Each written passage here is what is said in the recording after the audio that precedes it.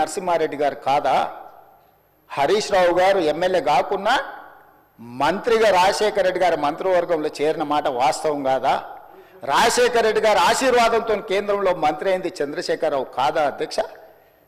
చంద్రశేఖరరావు గారు కేంద్ర మంత్రిగా ఉన్నప్పుడే 4,000 క్యూసెక్కులు ఉన్న పోతిరెడ్డి పాడు 44,000 క్యూసెక్కులకు పెంచిన మాట వాస్తవం కాదా? ఆనాడు మరి శశిధర్ రెడ్డి, పి జనార్దన్ రెడ్డి గారు సొంత ప్రభుత్వంలో ఉండి కూడా పోతిరెడ్డి పాడు పొక్క పెద్దది చేస్తే శాశ్వతంగా తెలంగాణ ఎడారిగా మారుతుంది, దాన్ని అడ్డుకోవాల్సిందని ఇదే శాసనసభలో నిటారుగా నిలబడి కొట్లాడింది పి జనార్దన్ రెడ్డి కాదా? ఆనాడు రాజశేఖర రెడ్డి గారికి హారతులు ఇచ్చింది చంద్రశేఖరరావు, హరీష్ రావు గారు కాదా అని నేను అడుగుతున్నా అధ్యక్ష.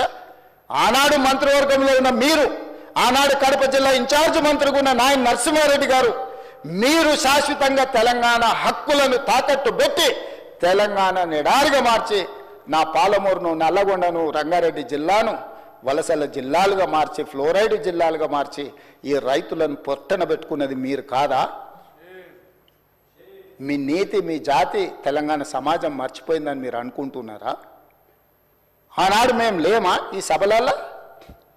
శాసనమండలిలో నేను లేనా? ఇడున్నోళ్ళు చాలామంది ఆనాడు శాసనసభ్యులు కాదా? శ్రీధర్ బాబు గారు, ఉత్తమ్ కుమార్ రెడ్డి గారు ఆనాడు ఈ సభలో లేరా? వెంకటరెడ్డి గారు లేరా? అధ్యక్ష, ఎవరిని మభ్యపెట్టాలని ఈరోజు మాట్లాడుతున్నారు అధ్యక్ష? ఉమ్మడి రాష్ట్రంలో రాజశేఖర రెడ్డి గారి మంత్రివర్గంలో రాజశేఖర రెడ్డి సహకారంతో కేంద్ర మంత్రివర్గంలో ఉన్న చంద్రశేఖరరావు, హరీష్ రావు గారు ఆనాడు అడ్డుకుని ఉంటే పోతిరెడ్డి పాడు పొక్క పెద్దదై ఉండేదా?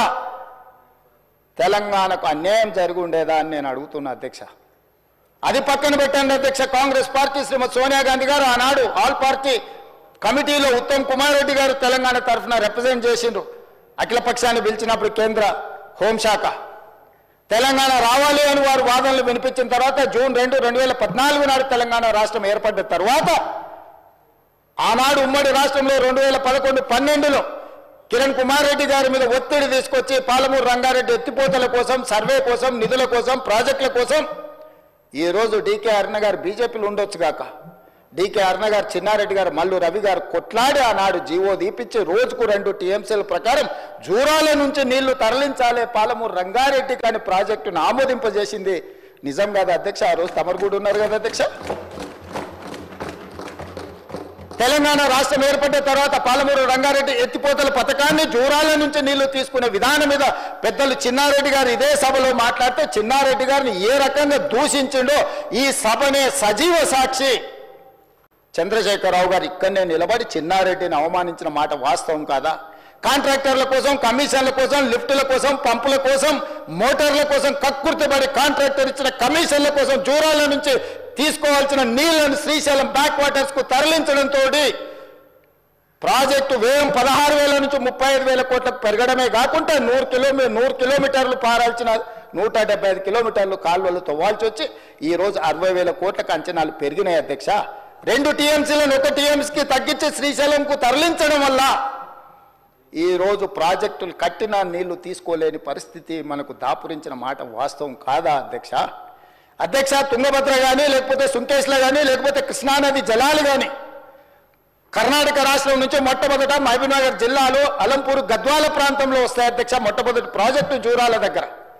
తెలంగాణ రాష్ట్రంలో కర్ణాటక నుంచి వచ్చే ఏ నీళ్ళైనా మహబూబ్నగర్ జిల్లాలో ఉన్న అలంపూర్, గద్వాల దగ్గరికి మొట్టమొదట నీళ్లు వస్తే నీళ్లు వచ్చినట్టు ఒడిచిపట్టుకొని తెలంగాణ రాష్ట్రానికి పాలమూరు జిల్లాకు, రంగారెడ్డి జిల్లాకు, నల్గొండ జిల్లాకు, ఖమ్మం జిల్లాకు తరలించుకుంటే ఈనాడు పోతిరెడ్డిపాడు లేకపోతే ముచ్చుమరి, మాల్యాల నుంచి రాయలసీమకు తరలించుకుపోయే అవకాశమే లేకపోతుండే అధ్యక్ష. మహబూబ్నగర్ జిల్లాలో కర్ణాటక నుంచి ఎంటర్ అయిన నీళ్లు ఈ రోజు తిరిగి మళ్ళీ రాయలసీమ పోయి మళ్ళీ వెనక్కొచ్చి మళ్ళీ శ్రీశైలంకి వచ్చినప్పుడు ఒకవైపు రాయలసీమ, ఇంకొక వైపు మహబూబ్నగర్ ఉంటే మొత్తం కల్వకుర్తి లేకపోతే పాలమూరు రంగారెడ్డి అన్ని ప్రాజెక్టులు కలిపితే కూడా రోజుకు 2 టీఎంసీలు తీసుకునే కెపాసిటీ మన ప్రాజెక్టులలో లేదు. ఇవాళ ఎస్ఎల్బీసీ ఆనాడు రాజశేఖర రెడ్డి గారు ఉన్నప్పుడు ఫ్లోరైడ్ జిల్లా అయిన నల్గొండ జిల్లాకు 3,60,000 ఎకరాలకు గ్రావిటీతో నీళ్లు ఇవ్వాలని ఎస్ఎల్బీసీని ఆనాడు 2,000 కోట్లతో ప్రారంభిస్తే ఆనాడు దాదాపుగా 20 పైగా కిలోమీటర్లు ఉమ్మడి రాష్ట్రంలో టన్నెల్ తవ్వుతే నువ్వు తెలంగాణ వచ్చిన తర్వాత 4 ఏళ్లలో పూర్తి చేయాల్సిన ప్రాజెక్టును 10 ఏళ్ళైనా పూర్తి చేయక 10 కిలోమీటర్లు పక్కన పెట్టి ఈరోజు శాశ్వతంగా నల్గొండ జిల్లాను ఫ్లోరైడ్లో ముంచి అక్కడి రైతుల చావులకు కారణం నువ్వు. ఆ ప్రాజెక్టు పూర్తి చేస్తే ఎవ్రీ డే 4000 క్యూసెక్కులు నీళ్లు తీసుకపోతే గ్రావిటీతోనే రూపాయి ఖర్చు కూడా లిఫ్టుల మీద పెట్టాల్సిన అవసరం లేకుండా ప్రాజెక్టు కంప్లీట్ అయి ఉండేది అధ్యక్ష. ఇవాళ జరిగిన ఎస్ఎల్బిసి ప్రమాదానికి ఆ 8 మంది చావులకు నువ్వు కారణం కాదా? వాటి వివరాలు నేను మళ్ళీ చెప్తా అధ్యక్ష.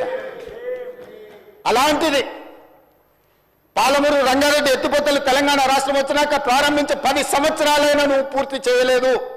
ఈనాడు చంద్రబాబు నాయుడు గారైనా ఆంధ్రప్రదేశ్ అయినా కేంద్రమైనా ఈ ప్రాజెక్టులను అడ్డుకుంటుంది అని అంటే ఈరోజు కృష్ణానది మీద నిర్మించిన ఉమ్మడి రాష్ట్రంలో ప్రారంభించిన కల్వకుర్తి కావచ్చు, ఉమ్మడి రాష్ట్రంలో అనుమతులు ఇచ్చిన పాలమూరు రంగారెడ్డి ఎత్తిపోతలు కావచ్చు, ఉమ్మడి రాష్ట్రంలో అనుమతి వచ్చిన మక్తల్ నారాయణపేట కొడంగల్ ప్రాజెక్టు కావచ్చు, భీమా కావచ్చు, నెట్టంపాడు కావచ్చు, కోల్చార్ కావచ్చు, శ్రీరామ్ సాగర్, ఇందిరాసాగర్ కావచ్చు, రాజీవ్ సాగర్ కావచ్చు, కృష్ణానది మీద పరివాహక ప్రాంతంలో నిర్మాణంలో ఉన్న ప్రాజెక్టులు 60 సంవత్సరాల పైగా ఉమ్మడి రాష్ట్రంలో పూర్తి కాని ప్రాజెక్టులు 10 సంవత్సరాలు చంద్రశేఖరరావు గారు ముఖ్యమంత్రిగా ఉన్నప్పుడు ఈ రాష్ట్రంలో ఎందుకు పూర్తి చేయలేదు? దక్షిణ తెలంగాణ పట్ల కృష్ణానది జలాలను మా ప్రాంతానికి ఇవ్వకుండా వివక్ష చూపించి శాశ్వతంగా మా రైతాంగం జీవితాల మీద మరణ శాసనం రాసింది చంద్రశేఖరరావు కాదా అని నేను ఇక్కడ నుంచి అడుగుతున్నా అధ్యక్ష. ఇవాళ ప్రతిపక్ష నాయకుడు వచ్చి ఇక్కడ కూర్చుంటుంటే నేను అడిగేదానికి సమాధానం చెప్పాల్సి వస్తుందని ఈరోజు వారు ముఖం చాటేసింది అధ్యక్ష. అధ్యక్ష ఇప్పుడే లెక్కలు ఇచ్చిండ్రు అధ్యక్ష. చంద్రశేఖరరావు గారు ప్రతిపక్ష నాయకుడు అధ్యక్ష. ప్రతిపక్ష నాయకుడుగా ఇప్పటివరకు వారి శాసనసభకు వచ్చింది 2 సార్లు అధ్యక్ష. వారికి పోయిన డిసెంబర్ 23 నుంచి ఇప్పటి వరకు వారికి ఇచ్చిన జీతం అధ్యక్ష 57,84,124 రూపాయలు అధ్యక్ష. శాసనసభ్యుడిగా ప్రతిపక్ష నాయకుడిగా డిసెంబర్ 1, 2023 నుంచి ఫిబ్రవరి 28, 2025 వరకు ఈ దాదాపుగా 15 నెలలలో వాళ్ళు తీసుకున్న ప్రభుత్వం సొమ్ము జీత భత్యాలు, శాసనసభ్యులు కూడా ప్రభుత్వ ఉద్యోగ అధ్యక్ష తమకు తెలుసు కదా, సుప్రీంకోర్టు తీర్పిచ్చింది.